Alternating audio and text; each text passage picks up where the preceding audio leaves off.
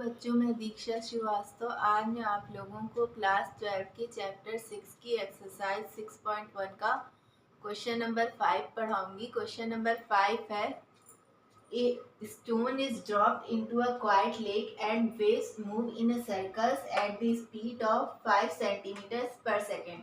एक स्टोन है जो एक क्वाइट लेक में, शांत लेक है, उसमें ड्रॉप किया जा रहा है। और जब उसमें स्टोन ड्रॉप किया जाता है तो उसमें वेव्स उठती हैं। कैसी वेव्स उठती हैं?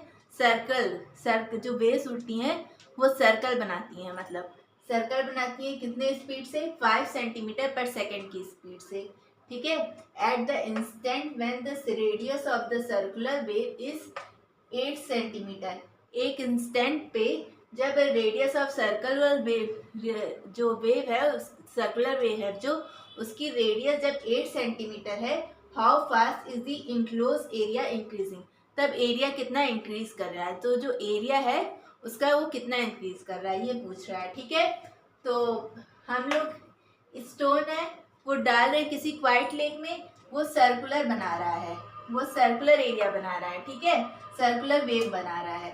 ठीक है। और उसकी जो वेव है वो 5 सेंटीमीटर पर सेकेंड की रेट से इंक्रीज कर रही है।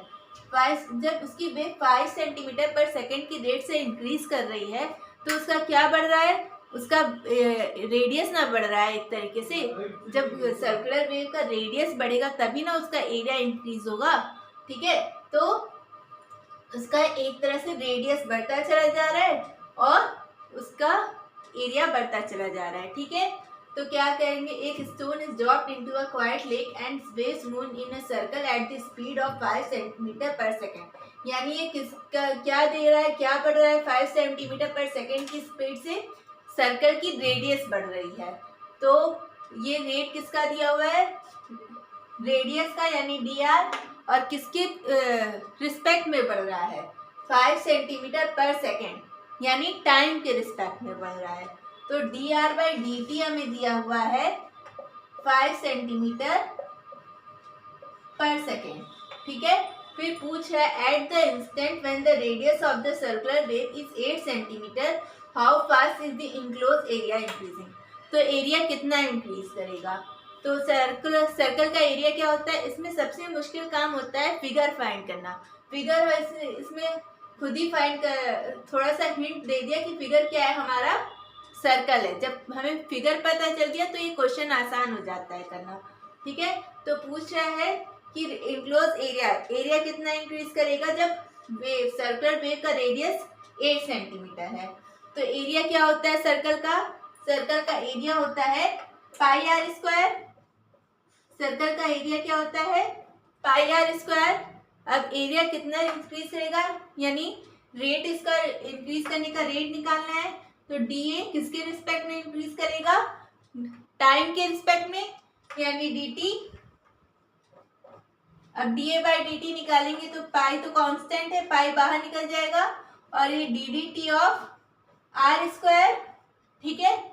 अब ddT ऑफ आर स्क्वायर क्या होगा? x to the power n के फॉर्मूले से आर स्क्वायर को करेंगे तो क्या आएगा?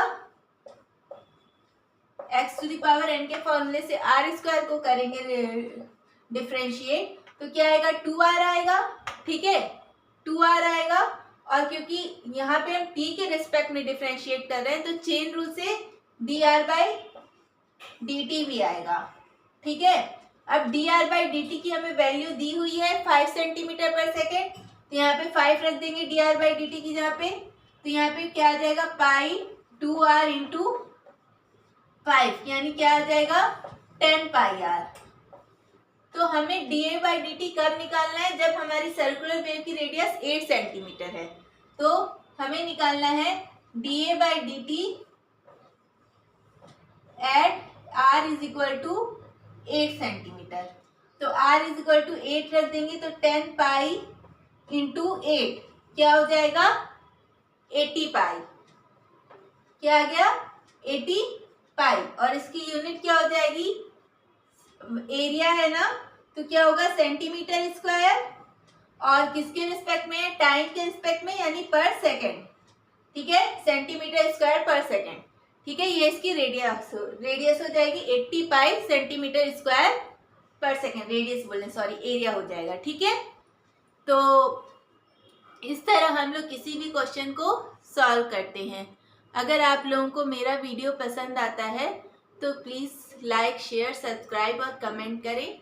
ठीक है, आप लोग कमेंट कीजिए, और कुछ और भी पढ़ना है तो वो भी बताइए, ताकि हम लोग उस पर भी वीडियो बना सकें। ठीक है, अगर आप लोगों को मेरा वीडियो पसंद आता है तो प्लीज़ लाइक, शेयर और सब्सक्राइब करें।